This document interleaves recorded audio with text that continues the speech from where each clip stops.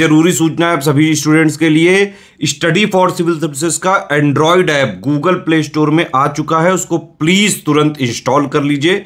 और अगर आप स्टडी फॉर सिविल सर्विसेज के सिर्फ ऐप से कोई भी कोर्स, कोई भी पीडीएफ परचेस करते हैं तो उसमें अप्लाई कूपन, अगर आप ज्ञान सर जो है आप उसमें अप्लाई करते हैं, ये कूपन कोड है, तो उसमें 20% फीस तुरंत माफ हो जाएगी, मतलब 20% डिस्काउंट तुरंत उसमें लग जाएगा। ज्ञान सर लिखना है, नॉर्मली ज्ञान सर स्मॉल लेटर में है सब कुछ, कोई स्पेस नहीं, कोई कॉलम नहीं, सिर्फ ज्ञान सर GYANSIR। इस तरह से अगर कूपन कोड लगाते हैं आप ऐप में बाई करने से पहले, जो अप्लाई कूपन वाले में आता है, तो 20% का डिस्काउंट तुरंत मिलेगा। वीडियो देखिए। आज की इस क्लास में हम लोग UPPCS 2023 में आए हुए CSAT प्रश्नों को हल करेंगे। जो CSAT का पेपर होता है उसमें कुल 100 प्रश्न आते हैं। तो 100 प्रश्न में से इसमें जो पहला वीडियो का पार्ट है, ये पार्ट जो अभी वर्तमान में चल रहा है, इसमें 1 से 50 तक के प्रश्नों को हम लोग हल करेंगे और प्रश्न संख्या 51 से 100 तक ये एक अन्य वीडियो में हम लोग हल करेंगे। तो चलिए स्टार्ट करते हैं अपनी क्लास को। देखिए यहाँ पर पहला प्रश्न आपके सामने दिया है। प्रश्न क्या पूछा जा रहा है इसमें, निम्नलिखित में से सही विराम चिन्ह से युक्त वाक्य का चुनाव कीजिए। 4 ऑप्शन दिए हैं A, B, C, D। इसमें आपको देखना है कि किस विकल्प में सही विराम चिन्ह का प्रयोग किया गया। देखिए सुनो सुनो वह गा रही, यहाँ पर 2 बार कॉमा का प्रयोग किया गया तो ये गलत हो जाएगा। आगे है राम लक्ष्मण और शत्रुघ्न पधारे हैं। देखिए राम लक्ष्मण, यहाँ पे विस्मयादि बोधक विराम का प्रयोग हुआ है तो ये गलत हो जाएगा। आगे राम नरेश गोबर गणेश है, ये एकदम सही है ना। आगे जब देखिए ये सही हो गया तो आगे चेक करने की जरूरत नहीं है, आप चेक कर सकते हैं क्या आप हरिद्वार से आ रहे हैं, तो यहाँ पे क्वेश्चन मार्क होना चाहिए था, प्रश्नवाचक चिन्ह, लेकिन यहाँ पे प्रश्नवाचक चिन्ह नहीं है तो ये भी बिल्कुल गलत है। इसका सही आंसर होगा ऑप्शन नंबर C। दूसरा प्रश्न है, जिलाधिकारी ने सबको उपस्थित रहने का निर्देश दिया है में कौन सा वाच्य। देखिए वाच्य 2 प्रकार का होता है, अगर वाच्य की बात किया जाए ये 2 प्रकार का होता है, एक कर्तृवाच्य और दूसरा कर्मवाच्य। जो कर्तृवाच्य होता है इसमें कर्ता प्रधान होता है और जो कर्मवाच्य होता है उसमें कर्म प्रधान होता है। जिलाधिकारी ये कर्ता के स्थान पर प्रयोग किया गया, मतलब ये इसमें कर्ता प्रधान है तो इसमें कर्तृवाच्य होगा, ऑप्शन नंबर B। तीसरा प्रश्न है, निम्नलिखित वाक्यों में से वह वाक्य चुनिए जिसमें सार्वनामिक विशेषण का प्रयोग किया गया। देखिए सार्वनामिक विशेषण क्या है, इसके बारे में अगर मैं आपको बताऊं तो सार्वनामिक विशेषण एक ऐसा विशेषण होता है जिसमें सर्वनाम किसी संज्ञा से पहले आता है और उसकी विशेषता बताता है। देखिए कोई भी सर्वनाम रहेगा वो संज्ञा से पहले आएगा और उसकी विशेषता बताएगा। देखिए यहाँ पे सर्वनाम है लेकिन इसके बाद में संज्ञा नहीं, मतलब सार्वनामिक विशेषण ऐसे रहेगा, पहले ये संज्ञा है, संज्ञा से पहले कोई सर्वनाम रहेगा और ये सर्वनाम क्या करेगा, इस संज्ञा की विशेषता बताएगा। ठीक, तो देखिए यहाँ पे सर्वनाम है लेकिन संज्ञा नहीं है तो ये गलत हो गया है ना। वहाँ सैकड़ों लोग, देखिए ये आपका क्या है, देखिए यहाँ एक तरीके से मतलब वहाँ है ना, ये आप सर्वनाम इसको मान सकते हैं, ठीक है, मतलब एक जगह के बारे में बता रहा है, लेकिन यहाँ पे ये भी नहीं है, ठीक है, यहाँ पे क्योंकि ये सैकड़ों वर्ड जो है ये खुद ही मतलब क्या है, एक तरीके से नंबर के बारे में बता रहा है। देखिए 5 लीटर, यहाँ पे नंबर आ गया, ये नहीं हो पाएगा है ना। कोई आदमी आ रहा है, देखिए कोई, यहाँ पे सर्वनाम है, आदमी क्या है, संज्ञा है। अब ये जो सर्वनाम है इस आदमी की विशेषता बता रहे हैं तो ऑप्शन नंबर D इसका बिल्कुल सही होगा। अगले प्रश्न पर आते हैं, अत्यधिक में कौन सी संधि है। देखिए अत्यधिक में कौन सी संधि, अगर इसकी बात की जाए तो अत्यधिक का अगर संधि विच्छेद करेंगे तो आपको मिलेगा अति प्लस अधिक। यहाँ पर सही ऑप्शन होगा बिल्कुल यड़ संधि। अब मैंने संधि आपको पूरा पढ़ा रखा है। संधि में देखिए जब कभी भी संधि विच्छेद किया जाता है बीच में आ, बड़ी ई या बड़ा ऊ ये मात्रा मिलता है तो वहाँ पे दीर्घ स्वर संधि होता है, ए या फिर ओ। अगर ऐसा मात्रा मिलता है तो वहाँ पे आपका गुण संधि होता है। अगर ए या फिर ओ ये मात्रा मिलता है तो वहाँ पे वृद्धि संधि होता है। और इसके बाद ये देखिए आधा अक्षर रहता है, ठीक है, यहाँ पे से त्य है तो यहाँ पे आपका हमेशा यड़ संधि रहता है। ऑप्शन आपका C सही होगा। अगला प्रश्न है, जिन शब्दों से काम का करना या होना पाया जाता है उसे क्या कहते हैं। देखिए कार्य का होना पाया जाता है उसे क्रिया कहते हैं, ऑप्शन नंबर C। अगला प्रश्न है, अनेकार्थी शब्द प्रभाव का इसमें से एक अर्थ नहीं है वह है। देखिए प्रभाव की बात करेंगे तो प्रभाव का क्या अर्थ नहीं हो सकता, ये प्रश्न पूछा जा रहा है। देखिए प्रभाव है आपके पास, मतलब आपके पास सामर्थ्य, ये अर्थ होगा, ठीक। प्रभाव मतलब आपकी महिमा है, आपका प्रभाव है, ये भी सही है, ठीक है। विग्रह, विग्रह का प्रभाव से कोई लेना देना नहीं है, बाकी प्रभाव है मतलब दबाव भी है तो इसका सही ऑप्शन होगा ऑप्शन नंबर C। प्रभाव का विग्रह से कोई मतलब नहीं होता। चलिए आते हैं अगले प्रश्न पर। अगला प्रश्न आपके सामने ये है, प्रश्न संख्या 7। इनमें से विलोम शब्दों का सही युग्म है। देखिए आकुंचन, आकुंचन का मतलब होता है सिकुड़ना, प्रसारण का मतलब होता है फैलना, तो ये विलोम युग्म एकदम सही है, ठीक। आगे चेक करते हैं और भी देख लेते हैं। देखिए अल्पज्ञ, अवज्ञ, अल्पज्ञ और अवज्ञ नहीं होता, ये गलत हो जाएगा, ठीक। सन्मुख उन्मुख, देखिए ये सन्मुख, ये जो सम्मुख रहता है सम्मुख का उन्मुख होता है, तो ये भी गलत हो जाएगा। आगे जंगम स्थावर, तो देखिए जंगम जो होता है ना, ये स्थावर शब्द देख के याद है, जंगम और स्थावर बना होता है, तो स्थावर का चंचल नहीं होगा, स्थावर का जंगम होगा, ये भी गलत हो जाएगा। आते हैं अगले प्रश्न पर। 8वां, निम्न शब्द में से एक शब्द युग्म सरस्वती का पर्यायवाची नहीं है, वो कौन सा है? देखिए हेम, अब यहाँ पर शुरू से ही पता चल गया, हेम जो होता है, हेम मतलब सोना होता है ना, तो यहाँ पे सरस्वती का पर्यायवाची नहीं रहेगा। तो बाकी आगे के ऑप्शन आप चेक ही नहीं करिए, फिर भी चल जाएगा, बाकी आप चेक करना चाहते तो देख लीजिए। गिरा बीड़ा पाड़ी, बीड़ा पाड़ी मतलब जिसने हाथ में बीड़ा धारण किया। शारदा वागीसा, ये भी सरस्वती का पर्यायवाची। भारती और वाड़ी, ये भी सरस्वती का पर्यायवाची है। प्रश्न संख्या 9, निम्नलिखित में से कौन सी लोकोक्ति लाक्षणिक अर्थ सहित सही, मतलब कौन सी लोकोक्ति ऐसी है जो सही है? देखिए जो बोले जे बोले सो घी को जाए, महाकृपा नहीं है, है ना, सब टके का खेल है, मतलब पैसा ही सब कुछ करवाता है, ये बिल्कुल सही ऑप्शन है, ऑप्शन नंबर बी। अगला प्रश्न देखिए, प्रश्न संख्या 10 पर आते हैं। प्रश्न संख्या 10 यहाँ पर क्या बोल रहे हैं, इनमें से कौन सा तद्भव शब्द है, मतलब कौन सा शब्द तद्भव? देखिए तद्भव और तत्सम, अगर इसके बारे में बात करें, जो तद्भव होता है, तद्भव कोई भी शब्द जो संस्कृत से उत्पन्न हुआ और उसका स्वरूप बदलते बदलते हिंदी में आया, उसको तद्भव कहते हैं, और अगर संस्कृत से डायरेक्ट हिंदी में आ गया तो उसको तत्सम कहते हैं। तो यहाँ पे आक जो है, आक तद्भव शब्द है, बाकी ये सब अंधकार, आषाढ़, अश्रु, ये सब तत्सम शब्द है। अधोलिखित में शुद्ध वर्तनी वाला शब्द है, देखिए शुद्ध वर्तनी कौन सा है? देखिए बारात, बारात नहीं होता है, बारात होता है, ठीक है। कालिदास, कालिदास में छोटे की मात्रा रहेगी, ठीक। बाजार, बाजार इसका बिल्कुल सही, बाकी यहाँ पे बाजार में ना देखिए ये जो यहाँ पे नुक्ता लगा है ना, ये नहीं रहेगा, ठीक, तो इसका बिल्कुल सही ऑप्शन है बाजार, है ना। अब यहाँ पर एक पैसेज दिया है, तो पैसेज को पढ़ते हैं, देखिए पैसेज में क्या पूछा जा रहा है, पैसेज को देखते हैं। निर्देश मतलब 12 से 16 तक ये जो क्वेश्चन है ये पैसेज पर आधारित है। पैसेज क्या है, हम एक राष्ट्र, अच्छा यहाँ पे हर है, ठीक है, हर एक राष्ट्र अपनी संस्कृति के बल पर ही प्रगति करता है, मतलब जो भी राष्ट्र संस्कृति के बल पर प्रगति करेगा। सांस्कृतिक धरोहर के माध्यम से ही वह अपना जीवन सुखी, उपयोगी, शांत और आनंदमय बना सकता है। सभ्यता और संस्कृति में घनिष्ठ संबंध होते हुए भी अंतर है। जीवन को श्रेष्ठ तथा उन्नत बनाने की साधनाओं का नाम संस्कृति है, ठीक है, इस लाइन को याद रखिएगा, है ना। और उन साधनाओं से प्राप्त जीवन प्रणाली का नाम सभ्यता है। किसी भी राष्ट्र की भौगोलिक परिस्थितियों का भी उनकी संस्कृति पर प्रभाव पड़ता है। इस पूरे पैसेज में संस्कृति की बात की गई है। तो क्वेश्चन क्या, देखिए गद्यांश का सही शीर्षक क्या हो सकता है? देखिए राष्ट्र के विकास में संस्कृति का योगदान, ठीक है, ये बिल्कुल सही हो सकता है, ठीक है। आगे दिया जा रहा है राष्ट्र के विकास में सभ्यता, तो सभ्यता का कोई मतलब यहाँ पे विशेष बात नहीं किया गया। प्रकृति का योगदान, इसकी भी बात नहीं की गई, और राष्ट्र के विकास में परिस्थिति, इसकी भी बात नहीं की गई। तो इसका सही शीर्षक हो सकता है राष्ट्र के विकास में संस्कृति का योगदान। अगला देखिए, अगले प्रश्न पर क्या है, राष्ट्र किसके बल पर प्रगति करते हैं, मतलब राष्ट्र किसके बल पर प्रगति करता है? तो अभी आपने देखा संस्कृति के बल पे, तो यहाँ पे ऑप्शन डी इसका बिल्कुल सही हो जाएगा। चलिए आते हैं नेक्स्ट अगले प्रश्न पर। देखिए अगला प्रश्न क्या है, प्रश्न संख्या 14, गद्यांश में किस शब्द का प्रयोग नहीं है? संस्कृति का प्रयोग किया गया था, प्रकृति का प्रयोग किया गया था, संस्कृति का प्रयोग किया गया था, सभ्यता का प्रयोग किया गया था, परिस्थिति का प्रयोग किया गया था। अब प्रकृति का प्रयोग विशेष तौर पे कहीं नहीं किया गया था, है ना। तो ये 3 शब्द आपको देखने के लिए मिला था, संस्कृति, सभ्यता, परिस्थिति, और प्रकृति नहीं मिला। प्रत्येक राष्ट्र की संस्कृति वहाँ की भौगोलिक परिस्थितियों पर निर्भर करती है, आपने पढ़ा था पीछे पैसेज में, ऑप्शन नंबर ए सही हो जाएगा। सभ्यता और संस्कृति में देखिए, अब यहाँ पे आपने पीछे क्या देखा था, घनिष्ठ संबंध होते हुए भी अंतर होता है। केवल घनिष्ठ संबंध नहीं होगा, है ना, केवल अंतर है ये भी नहीं होगा, कोई संबंध नहीं, ये भी गलत हो जाएगा, घनिष्ठ संबंध होते हुए भी अंतर है, ऑप्शन नंबर डी।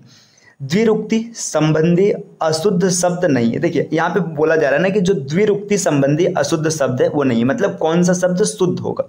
तो बात करें द्विरुक्ति का, तो द्विरुक्ति वे शब्द होते हैं जिनका मतलब उच्चारण भले ही अलग अलग रहे लेकिन अर्थ एक जैसे है। देखिए अच्छी संगति, है ना, आपकी भौदिया, गजराज, देखिए गजराज मतलब भी हाथी होता है और हाथी मतलब भी हाथी होता है, तो इसका ऑप्शन सी हो सकता है, ठीक। तो यहाँ पे द्विरुक्ति शब्द का देखिए यहाँ पे पूछा अशुद्ध शब्द नहीं, मतलब शुद्ध चाहिए, तो यहाँ पे ऑप्शन सी हो जाएगा। नेक्स्ट अगला प्रश्न है, लोधांती इनमें से किस बोली की उपभाषा के अंतर्गत आता है? तो लोधांती बुंदेली की उपभाषा है, ऑप्शन नंबर ए, 18 का ऑप्शन नंबर ए। चलिए आते हैं अगले प्रश्न पर। अब यहाँ पे क्वेश्चन है, अवधि किस अपभ्रंश से विकसित हुई है? तो देखिए हिंदी के विकास में ये मैंने आपको पूरा पढ़ा रखा है।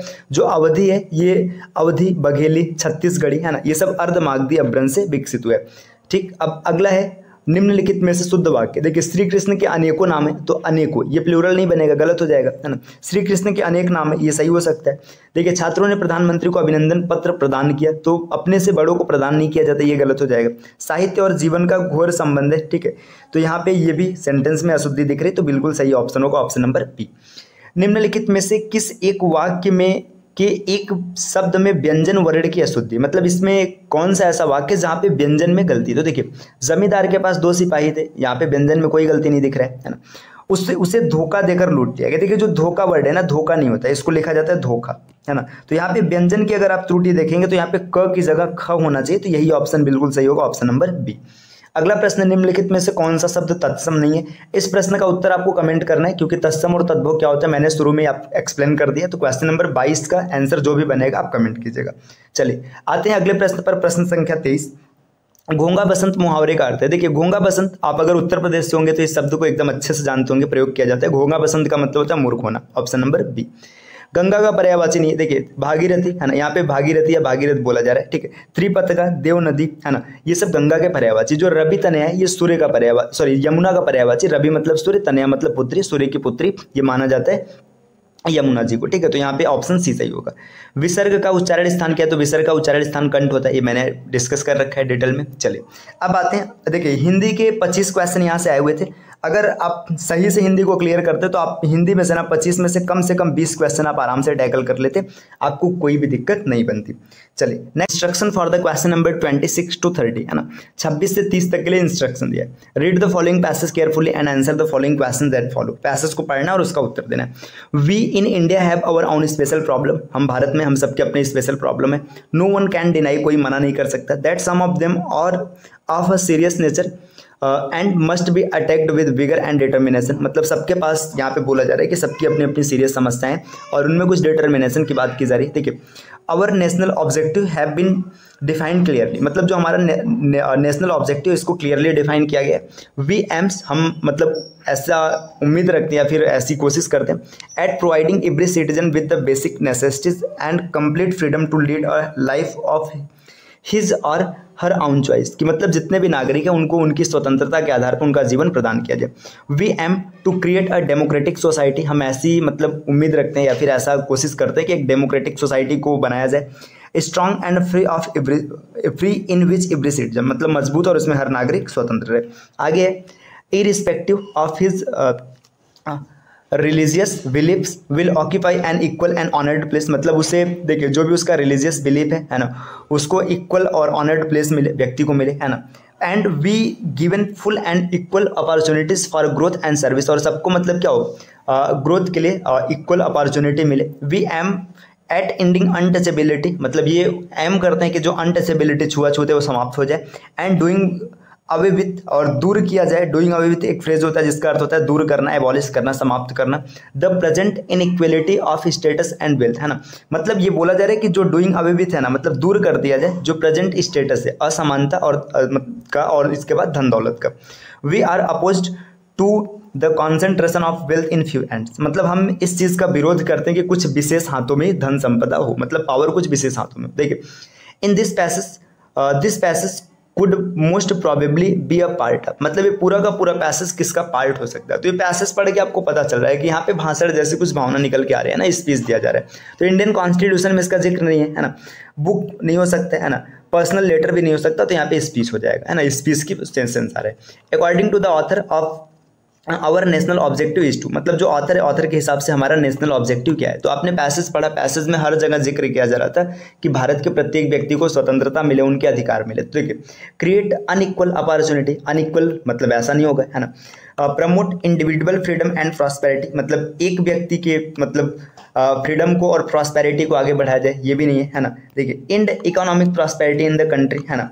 अब यहाँ पे देखिए ऐसा नहीं कि कंट्री में पूरी तरीके से इकोनॉमिक प्रॉस्पेरिटी को खत्म कर दिया जाए। फेवर द कॉन्सेंट्रेशन, देखिए यहाँ पे जो है ना मतलब इंडिविजुअल, इसका सेंस ये आएगा ना कि मतलब एक एक व्यक्ति को क्या हो, मतलब फ्रीडम मिले और प्रॉस्पेरिटी मिले। तो यहाँ पे ये हो जाएगा ऑप्शन नंबर बी, बिल्कुल सही। देखिए अनइक्वल अपॉर्चुनिटी तो बनेगा नहीं, है ना। प्रमोट इंडिविजुअल, मतलब एक एक व्यक्ति को फ्रीडम और प्रॉस्पेरिटी मिले, ये बिल्कुल सही हो जाएगा। इंड इकोनॉमिक प्रॉस्पेरिटी ये तो करेंगे नहीं, है ना।